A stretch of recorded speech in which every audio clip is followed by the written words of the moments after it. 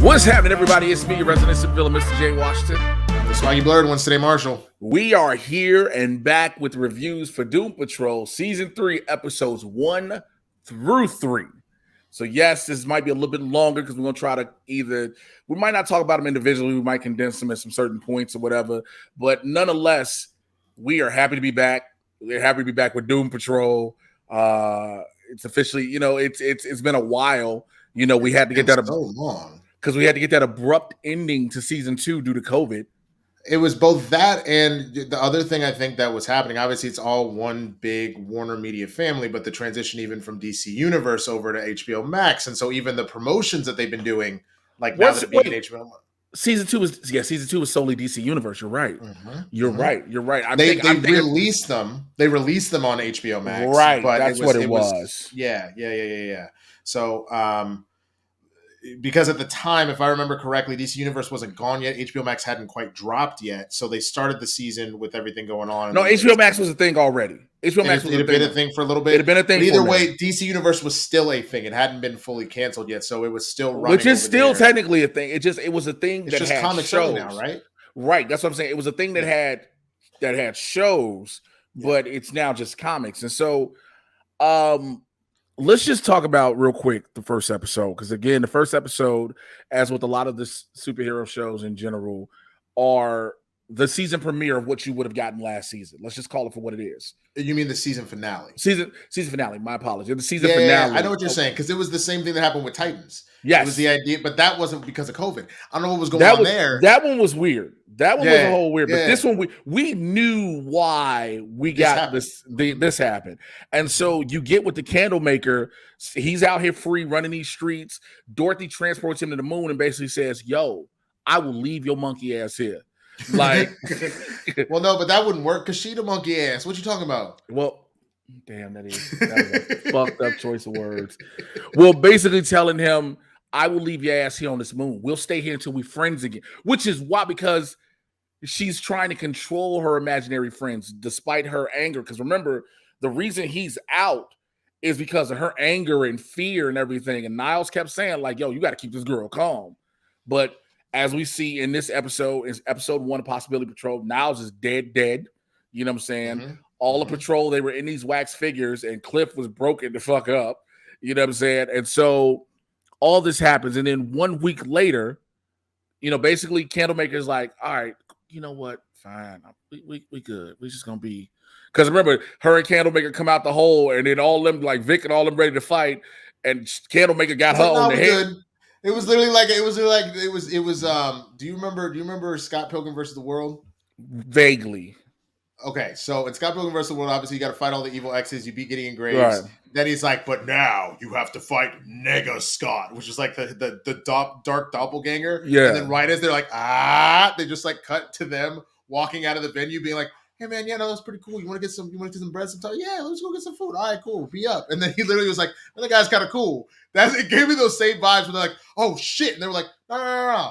He's good. We good. We worked it out. We chilling." Like, she's sitting on top of his head. He blooded down like Dorothy. Like, yeah. And then it just cuts to 1 week later, and then we see that Vic is putting Cliff back together. Rita and Larry are dealing with the Chief's death.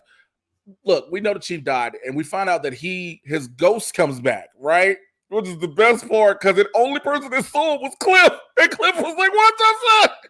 Well, the only other thing that was going on too, remember, Jane is still in a coma, so she comes out of the wax, but there's too much shit going on in the underground. So the other big bad we had to deal with from season 2 was Miranda. Well, no, she's not Miranda. Let's do this. She's not Miranda, and she even said she's not really Daddy either, but it is another personality. Like, she's all the fear. She's all the fear and anger that came. Yes. And because so that's why you have like Hammerhead and all the personalities to take on all those different feelings. So here was the fucked up thing, because that was the other thing that we were dealing with in this episode, because episode 2 was the vacay patrol. Yeah. The other thing that we were dealing with is the Miranda, or the fear, whatever we're calling it, put all of the personalities in a state of stupor where they were just doing puzzles. So like, we thought Jane died at the end of season 2 because she got thrown down the well, but she pops up with the little doll and she's trying to get Kay's attention, but Kay's in a cage just doing puzzles. She goes to try and talk to the other personalities. They're doing puzzles. And then Jane ends up messed up, but Kay having the doll, snaps out of it, goes to find Jane and is able to snap Jane out of it. She's like, you have to get to the surface because she's in charge. She's gonna do something. You have to get up there. But she's like, well, the railway's gone. And she's like, well, I got another way. This is how I used to do it. And they find a prop plane. And bro, when I tell you, that was such a cool moment where she's like, you're not getting past me. You ain't doing shit. And turned into daddy. And all the personalities like, we'll fight your ass. And they're pushing the plane together to launch her. Bro, but the fact you didn't know what Miranda, I'll use her as Miranda. You didn't know what she meant, but like, I still control your body. Right. And her whole thing was she was gonna make Jane kill herself. Yeah. She was gonna make her commit suicide. And it was like one of those, like, it's crazy when you watch shows like this where you kind of know they're not finna kill off Crazy Jane, one of the key cast members. Not necessarily. Episode 1. Not necessarily, because between you and me, spoiler alert from one of my other favorite shows, The Rookie, I won't say who, but one of the main characters gets killed in the first like 5 minutes of this new season premiere. So like sometimes if you didn't hear about who decided not to come back on the show, you never know where they might kill somebody the fuck off after. But I mean, episode. You knew like everybody was back in on this, and again, we still say Diane Guerrero for the Emmy, like she deserves it consistently. But you see all that, and so that's a big thing. So she finally snaps out of that. Can I say one other thing real quick about this moment? What I have always said about the show, that it has done so well with identity, with trauma, with PTSD. This is that specific moment, and I know that both of us have experienced this, with people in our lives, where that's exactly what will happen. That fear, that depression, that rage will put somebody on the brink of almost taking their own life. Mm-hmm. And it's that last minute lifeline that comes in, whether it be some spark within themselves or some other person. And in this case, the person helping Kay or helping Jane is Jane, to bring her from the brink of doing something very devastatingly permanent. So I just love that it became a metaphor. Like, it was direct, but it was also kind of a metaphor for how a lot of people are trying to deal with their trauma. And some people don't get that lifeline that comes at the last minute, but it was nice to see that kind of happen. You know what I mean? No, I agree. I think the thing that makes this more special is the lifeline is the person she was initially supposed to help. Yes. You know what I'm saying? 1,000%. You know what I'm saying? Well, Jane's lifeline is the reason Jane was created. Right. No, and I agree with you, but I think it also was lovely because it's showing that Kay is starting to have a little more agency now. Which, so as we go along, as we go further in these 3 episodes, because again, we're covering all 3, so we're not going to go episode 2, episode. We're going to talk. Basically, Kay is now a bigger part of Jane as we see. Which I told you off air before while we were recording. I was like, I think this is so dope now because now Kay has to understand. The question for me is going to be, will Kay grow up? I don't, because I know it's always the little girl. The physical part of Kay has grown as far as what Jane is, but the girl that was traumatized and lost her innocence on the inside, is that one of those that'll always be there, or? But I think based off of how this has kind of gone on, in the same way that, like, when you think about on a more simpler scale from Crazy Jane because of all the personalities, when you think about Bruce Banner and the Hulk, the fact that all of his rage, all of his anger, it manifested into a complete different personality. They are technically, even though like Jane and Hammerhead and Kay and all that are all separate people, and the same is true for Bruce Banner and Hulk, they are still one of the same being. Yeah. You know what I'm saying? And so it's the same thing. I don't think Kay will, because Kay, remember, being the protected child, that innocence is that, versus each of the personalities represents a different part of Kay, the actual person. Gotcha. Let's move on. Cliff, like I said, Cliff sees Niles as a ghost. And the reason being is because Dorothy has decided she's not going to bury Niles until Jane comes out the coma, until Jane wakes up. So Niles' body is being kept preserved by frozen peas, nigga. On the Dorothy goes in the freezer to get the peas, and Larry just like, ain't this a bitch? Like, but sorry, Cliff, I used all the peas. All the peas. But the chief shows up to Cliff, and Cliff tells him, he said, "You a ghost if you tell me to go get a fucking pottery wheel." Nigga, I was hollering. So this thing gonna be Demi Moore. But here's the thing. Bro, that wasn't even my favorite part. The whole Ghost Niles that was like saw the sex ghost and he goes, all right, fuck it. And right as he's about to, I'm trying to remember what stopped him. Kipling pulled his head out the ground. Yeah, that's exactly what it was. Kipling pulled his head out of the ground, so his spirit flew to his body. But bro, he was just like, all right, fuck it. Now saw by the way, the sex ghosts are back in this seat. They are up. So as you will see throughout these 3 episodes, the sex ghosts are a permanent fixture in the house now. It's great. So, bro. But Niles tells Cliff he wants him to do something that only he'll be able to do because he realizes his body needs to be put to rest. He wants him to burn his body to ash. And Cliff is basically like, fuck you. I'm not giving you no peace. You can roll around this motherfucker just who you want. I was like, yo. For real, but we're finding out there's a lot going on. I mean, one, he's pissed off because he missed the birth of Clara's daughter, his grandkid. So he was freaking out about that, obviously. But he didn't know before that Niles sent the tape, proving that he did everything. Right, exactly. He didn't know that exactly. But the other thing that's interesting with Cliff right now, there is something going on, and there was talk that maybe he has a Parkinson's or something like that because they were trying to fix his hand, and he was like, it's a shitty body. And he's like, well, no, remember, you're not fully mechanical.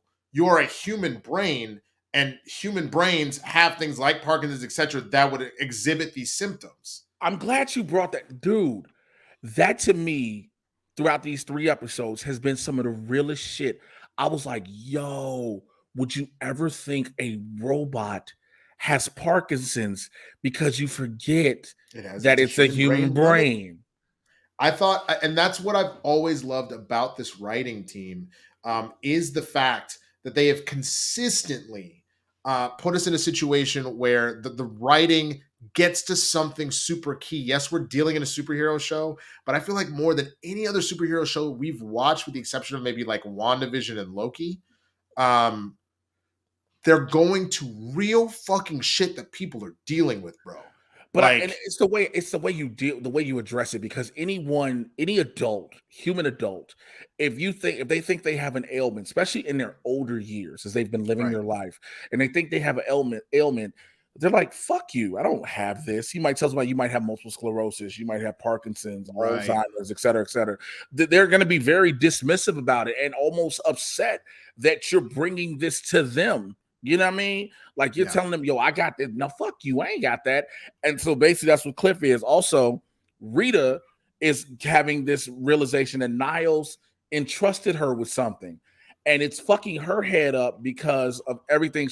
She's still trying to come to grips with who she is, why she is what she is, and all this. And she's like, if you remember in the 2nd season, y'all, Rita finds out it was never her talent that got her on. Remember, it was her mom sleeping with everybody, right? It was her mom. Because remember, she always thought it was her. She thought the reason Rita Farr became a thing was because of Rita Farr's talent, but it was her mom sleeping her way, which opened the door. And because once the door's open, you're now in there, all this different shit. But in the process of this, Rita's having a freak out on stage. My bees.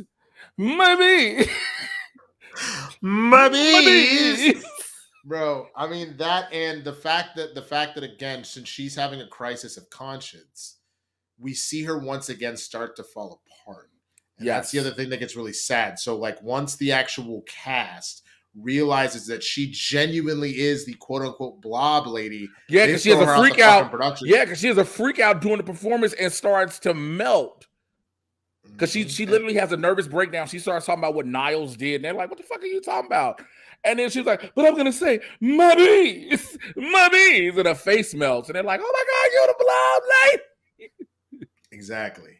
So, all right. So that's most of episode 1. And when we get to, we're talking. No, we got to talk one more thing. Bro. And then, hold on. I'm sorry. We're glitching. I hope we catch up. Mm-hmm. Oh, Cyborg. Yeah, Cyborg. Cyborg and the fact that Cyborg and Larry. Vic is helping, trying to stop Ronnie from doing the shit she's doing. But you got Larry, the negative spirit is telling him, take your black ass back to space for a reason. And I don't know why I said black ass. Well, burnt ass? No, that's not fair to call him burnt. His ass is pretty black at this point. I mean, it's burnt up.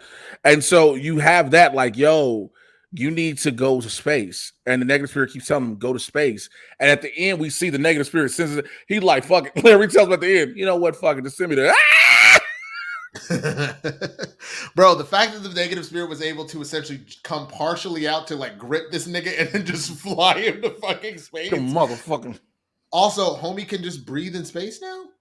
Well, that's because of the negative spirit.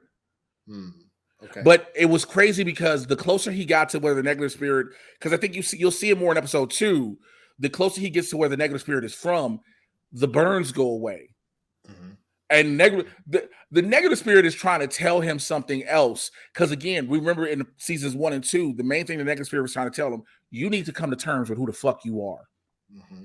You know, you need to stop thinking about the fact you just left your family, which is one thing, but you need to accept the fact you're a gay man. But that's one of the things that I honestly really, really loved about the 3rd episode, just jumping forward a little bit, when you get to the Dead Boy Patrol, which in and of itself... Where they got the dog shit knocked out about a shovel to astrally project. I mean, yes, that was funny too. But I was going to say specifically when he realizes that one of the boys... and one of the boys is clearly gay and has a thing for his friend, he's like, I understand. He's like, I can't do it. He's like, look, it's not 1916 anymore. You know what I mean? Like, this is a different world. And so, like, if it's something that you should talk to him, he's like, well, I'm not trying to ruin that friendship, but I'm not ready. But he says to him, like, thank you. Honestly, thank you. And so to see, because that's a whole nother thing. Again, knowing Belanti obviously being an EP on the show and things like that, that's a whole other thing that is very true for the LGBTQ community, where you do start to find other mentors that have gone through that. So it almost kind of gives us an acknowledgement that Larry is finally accepting himself enough that he's trying to help others figure out their situation as well. Well, remember in season 2 when they were on Danny, when they were on partying on Danny, who used to be a street. Well, Danny was imparting, and everybody on Danny was imparting that wisdom to Larry. Yes. So it's nice to see that it's a pay it forward type situation where he felt like he could try and help someone else. Mm-hmm.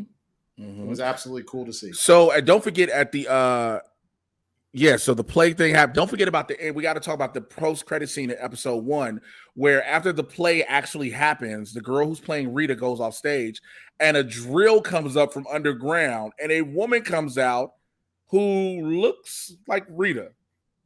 It's like, wait, what? And then she's like, do you know who you are? And old girl is like, I'm just looking for Niles Calder. That's all she could say was, I'm looking for Niles. And again, we talked about Niles trying to get a freak on. So for those that aren't familiar, that's Madame Rouge, and we'll get more into her as the season goes on, obviously, and her connection with the Brotherhood of Evil. Which then episode 2 starts, and we get the brain talking to Miss Sormala, and they're like, we got to deal with Niles and his shit. Oh my god, that's happening. Yeah. Before you go any further, I know we got to hurry because I know you got things to do. Dude, to see Mansoor Mala. To see the brain after what we've seen in the past 2 seasons with the snow globe and all that was cool. But to see Mansoor Mala, I was like, oh, we out here. We out here. For the Brotherhood of Evil. So I know for a lot of people, myself included, I wasn't familiar with the Doom Patrol prior to the Teen Titans cartoon that came out in the 2000s over on Cartoon Network and whatnot, and Toonami. Like, I was not familiar with the Doom Patrol. That was my first introduction. So then when we got to this show, that was kind of my base level knowledge. But then I had to go and do more research and read books and shit like that. So for me, seeing the brain in Mala, I was like, oh, shit. Like, I immediately jumped back to there. Dude. And same with Madame Rouge, because God, dude, do you remember how fucking deadly her ass was in Teen Titans?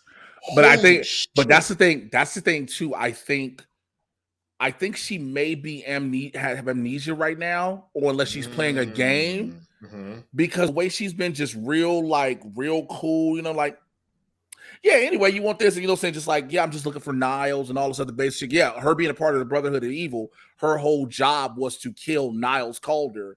And it's not just him; it was also Gargax, the Decimator. And his homie in the red, they end up going to a vacation spot.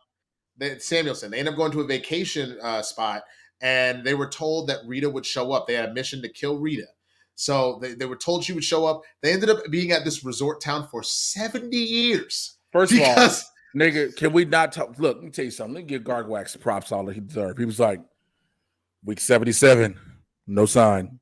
Gargwax ever vigilant. Like, this nigga was consistently vigilant. Like, and at some point, you just had Samuelson like, nigga, like, are we gonna do this? And he was like, at some point, Samuelson was like, yo. And then Gargwax tells Samuelson, look, nothing's happened until he shows him the newspaper that he's the like, Brotherhood, the brain and Mala are gone. The Brotherhood of Evil is gone. Like, it's over. Like, whatever. So then, obviously, the whole crew's there. They don't see Rita because Rita is dissolved. She can't keep her form while they're at this vacay stay. Nigga, and everybody's going through their shit. You gotta talk about that part real quick. When the episode before when she lost her shit, she was in a flower pot, nigga. She pulled the flowers out, just put herself in the flower pot at the start of the episode. Yep. So they transferred her in a bag, which was hilarious. They went to go get Cliff, because he had gone to visit Clara and he was having another malfunction where his body wasn't working. So they're all like, we need this to repair ourselves. We need some time off. Because remember, can you give Cliff his props for trying to make up now? For trying to be a good granddad. Yes. But the fact that, like, because his Parkinson's, which is so fucked up, his Parkinson's is making it easy to rock the baby to sleep. Like, oh, see, look, he passed out. That's so cute. Like, but you have all of that. You also, we forgot to mention, because Vic what's her name again? Tracy? Who? You talking about Ronnie? Ronnie. He let Ronnie go.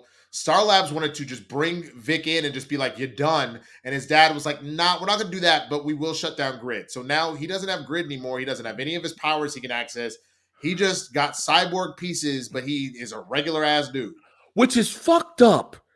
Like, at some point, Vic has got to access himself to override this. You know what I'm saying? Because, yeah, he's Quorum and Star Labs. That's what he is, right? At some point, he's got to override this shit to where he can do what he does. Because he was around this motherfucker just living La Vida Loca in a tracksuit. So, either way, they're all at this vacation spot. They're all kind of learning some stuff about themselves, getting the R&R they need. Gargalax eventually realizes, sees Rita and goes, oh shit, but he's like, you know what? Doesn't really matter. Like, the Brotherhood's gone. Like, it is what it is. Samuelson does not take that shit well. My nigga gets pissed. And he pulls out that ray and just starts going, First of all, can we talk about, before we go to that part, how all this came to be? When Gargalax is in the steam room and Cliff go in there and they just talking about life, how shit is, they be like, man, fuck Niles Calder. And they look at each other. Niles Calder. He ain't shit. Bro, but like, I was shocked because I was like, oh, this must be like a stun ray. And I was like, oh no, that's a death ray. Interesting choice. And so I'm very curious, because the whole idea, and maybe I missed this part listening to the Dead Boy Detective Agency, why it is they didn't immediately cross over, that they ended up in this kind of like River Styx type situation. Well, did they say why? I gotta watch it again. I probably will, but I think it has something to do with the fact of their souls being tortured already. Remember, that's the whole thing. They're doomed souls. So that's why they didn't instantly go to heaven or hell. They had to be processed. They had to be processed, right? But again, it was. But no, I get that. But it was the River Styx. Like, that's the whole thing. And so, like, knowing that, I guess in most cases you just go straight to whatever. But essentially, they were stuck in this kind of like transition. So the sad thing is, homie comes home. Negative Man comes home, and he's like, yo, where the fuck is everybody? Nobody's here. And then he hears, the doorbell. He goes outside, and there's some boxes. He's like, oh, presents? And he goes, is this yarn? And then he goes, oh, shit. And he starts opening the boxes, and everybody's dead. He starts freaking out. So then Dorothy comes home from burying her dad. And he's like, hey, Dorothy, we got to show you something. He takes him to the other room. He is mummified everyone. Dorothy was like, why do you have our friends sitting in the dining? Why do you have our dead friends sitting at the dining room table wrapped in gauze? And he's like, well, I know what to do. And I mean, they're not quite dead yet. And like, blah, blah, blah, blah. And so that's when Dorothy's like, all right, we're going to need some help. And she's the one that goes, let's go find the Dead Boy Detective Agency. Danny does. Oh, it She was talks Danny. to They asked Danny. Danny, and She Danny asks tells them about it. Yes, Danny tells her about it, and Danny, who is now an ambulance, which Danny is the ambulance instead of Danny the street. I love because it. remember, Danny. Last time we saw Danny in season 2, he was just a brick. He had to Right, be reborn. So right, now Danny's an ambulance, and Danny transports to the Dead Boy Detective Agency. right. Which is hilarious. Essentially, for those that aren't, I mean, it's spoiler alert, so I'm sure you've seen it by now. But they're two Oh dead yeah, boys. if you haven't watched this episode yet, please come back. So will be spoilers I mean, we did sometime that though. at the top. I hope they remember that now. But you had a situation where the both of these boys died early century, like one 1915, the other one like 1920, 1930, something like that. And Yeah, I think this girl can see them. And so they are the Dead Boy Agency, where she's essentially the media. She's a medium. So she's the one essentially passing their messages on. But anybody that has been encountered or close to death can see the boys. So obviously, Negative Well, Man can see it. I think it's hear him. She said they can hear him. Well, they can I see don't. him. Oh, they can see him too. Okay, They can I wouldn't 1,000% see him. Mm-hmm. So the reason why Dorothy and Negative Man can both see the boys is because, again, they have been exposed to death so much. And on top of that, remember, since their souls haven't crossed over, now I'm curious about your thoughts about why this happened with Rita. So when they got down to the River Styx, Rita was in kind of contact with Larry. And so they were like, they're the closest too. right. But while she was down there, the real reason why she was able to communicate is because the other three passed out. They were on the boat, and then all of a sudden said, "Bah." And then she was looking around. She saw the monsters come. She said, "Oh." And then one of these. And then when she saw, she said, "Oh." And then the monster looked at her and was like, "Get your ass up." Like, basically. I think the thing is, I think her, so like the basic shit, which is, I mean, it's a weird explanation because never mind, because Cliff's a fucking robot. Never mind. I was going to say maybe her anatomy allows her to stay awake because it's not. And I'm maybe, like, but like, exactly. Vic's part robot. So like, there's got to be some circuit in there that's working. Jane's got a million fucking personalities. Who's not awake? She's still just. Jane is still no matter what with she's the personality. Still human. I get it. She's still human. She's a meta. I get it. It was just I just didn't understand why the other three passed out and she stayed awake. That was the only thing that wasn't quite explained. But it's fine. I think there's more we're learning about Rita because even when Rita gets saved, when the guy who saves her at the when she's being processed, he tells her, he calls her by her real name. If you remember that, he called her by her real name. And his face is melted. Now, I'm kind of wondering, is this the first guy she killed? Is that the dude? I don't think that that's who that is. I think that because, again, she was like, you have the wrong person. I think she was looking for Madame Rouge, bro. Because I think Madame Rouge doesn't escape death. Remember, she's walking around with Rita's fucking face as a disguise. Right. So I think the melted woman was looking for fucking Madame Rouge. That's what's going on. You mean melted dude? The melted dude, yes. I think he thought that maybe that was Madame Rouge down there. That was my guess. That's what he called Rita by her real name. Still, I don't know why, but I could be right. You might be onto something. You get what I'm saying? Where my brain, yeah, no, I understand, but that's where my brain took me. Also, Rita knows who it is. But if you notice how when Larry was like, "Who helped you?" and she's like, "I don't know." Rita knows who that is, and it's somebody deep in part of her life. I'll have to rewatch it for sure. But I think what was amazing about this particular episode, this was we're in episode 3, by the way. We're in episode 3. This is a come to Jesus for every member of the Doom Patrol that's in this netherworld. Obviously not Larry, but he still technically he still had a come to Jesus moment. Think about it. Him being upset because he was like, my friends are all dead and you left me. Oh, about yelling at the negative spirit. Well, because yes. But I guess specifically you had this idea where Cliff saw his dad who shot a fucking Pegasus. Shot a fucking Pegasus. You just killed something beautiful. Yeah, they taste good. What you want? It tastes like chicken. What? Yeah.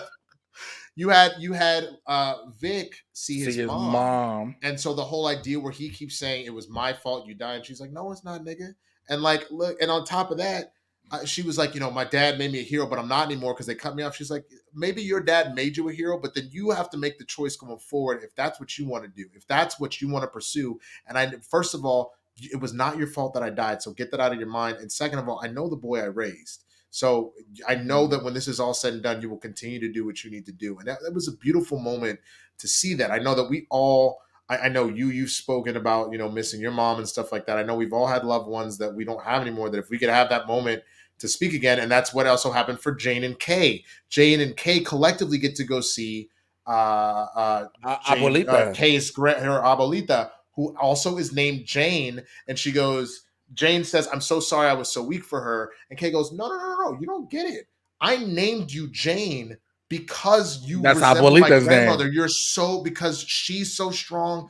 I knew you were going to be the strongest of all of my personalities. That's why I gave you that name. It was just really beautiful to see all three of them really have these moments where they kind of figured it all out. And even, Cliff took that advice and what he was going to go back and try and do with Clara and the grandchild. You know what I'm saying? Like all three of them really had that. Yeah, because even in like the second episode, Clara is like, because Cliff's, like I said, Cliff's trying to make up for lost time completely, right? And so you got Clara trying to be like, yo, you ain't got to do all this extra shit. Like my wife and I, we get it. Like, yo, we appreciate it. And so Cliff does that. But at the end of this, they basically come back from the river. They basically make their way back due to, the mediums with the dead boy detective agency and sending Larry into the air. Dude, the moment when they were in the forest and it's like the only way we can get through is we have to do the paint stick. And Larry's like, I got plenty of paint. I'll do it. He goes, no, it's his charm that he put in there. He has to do it. And when homie was like, I can do this, I can do this, I can do this. And he grabbed it and he had to relive his death. So running for his fucking life. Covered in, like, dude, that shit took me out. like, but you even see Charles, the other boy's death in the fucking river. Well, it wasn't a death. It was because he was. I want to say because he was gay. Yeah. They were like throwing rocks and shit. Like he didn't die, but he has a problem with water because of what was happening in that moment. Right. You know what I'm saying? Where he was getting bullied. So just again, this whole episode, the Dead Patrol, and I think that's a lot of what kind of goes on. You have this idea of people not crossing over, moving on, because there's a lot of stuff that they haven't just put to rest with their heart. So it's great that they were able to save them from crossing over, but it's amazing that they were able to kind of come, like, have this peace with some of the things that have been holding them up. Obviously, Vic and his mom, Kay and Jane meeting with Abuelita Jane, Cliff with his dad. It was just really, really beautiful to see that. And then at the end, you have all of them are in the kitchen chilling, and here come Madame Rouge and Rita. So they're like, Jane's like, who in the ever-loving fuck are you? And she's like, so yeah, how are you guys? Like, she don't even like again. And that's kind of the gist of it. Is there any other moment you want to talk about on the 3 episodes, man, that really stuck out to you? I think again, the fact that we're examining the fact that Cliff may have fucking Parkinson's as a robot is wild to me.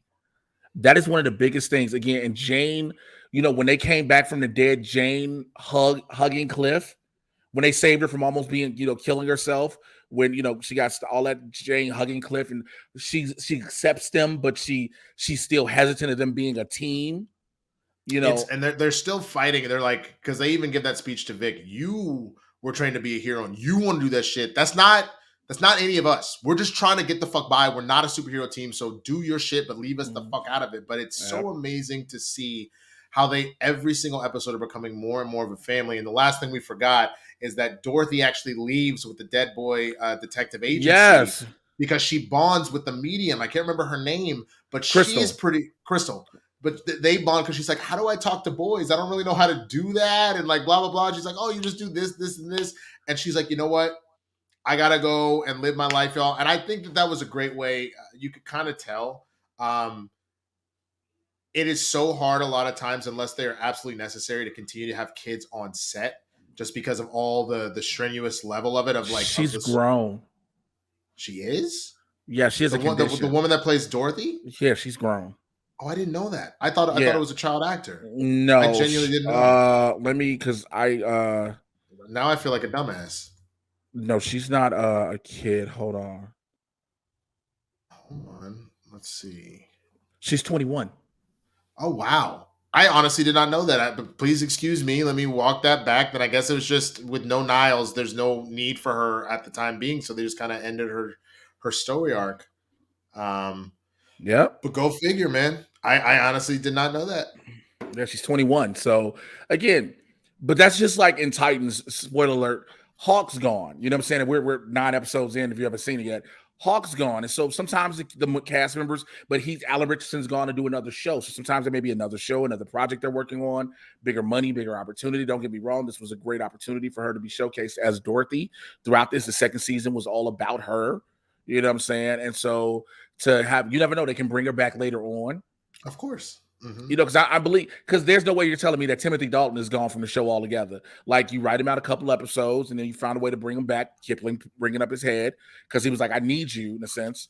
So yeah, all these things happen. But if you have to rate, let's do a collective rating. 1 to 5 for all 3 of these episodes coming back season 3. What are you giving it? I'll give it like a solid like 7.58. I don't think that this is a 7.5/8. I said from 1 to 5. All right. I can do 1 to 10. Let's do the 1 to 10 then, since you gave it that. We can do 5. I forgot we always did 5. So then if I said an 8, so we're talking about a 4. So like a 3.75 to a 4. And then my main reasoning for that is this the best that we've seen of the show? No. But did it give us right back where we were? Yes. We're right back in it talking about real shit, but it's surrounded by humor. I think that we just need more time to kind of let all of this kind of breathe, see where they're going with the Brotherhood of Evil. But yeah, solid entries in the show. I've seen stuff that's been phenomenal out of this world with it before, so I'm just not quite at that level yet. For me, I'm giving it a 4.5, and the reason I give it 4.5 is because sex goes back. Like that will automatically. That's the only reason. Yes, nigga, the sex goes to back. Yes. Wow. So, but we will be back here every week reviewing these episodes of Doom Patrol. So please subscribe here to the channel. Follow us on our personal socials. Me at Mr. J Washington, him at the Swaggy Blerd. Blerds in the Hood every Tuesday and Thursday, 2 p.m. Pacific. Means Lord Jesus, 6 p.m. Pacific, 9 p.m. on the East Coast. Every Tuesday and Thursday. We will holler at y'all next week. Take care, y'all. We out. Bye.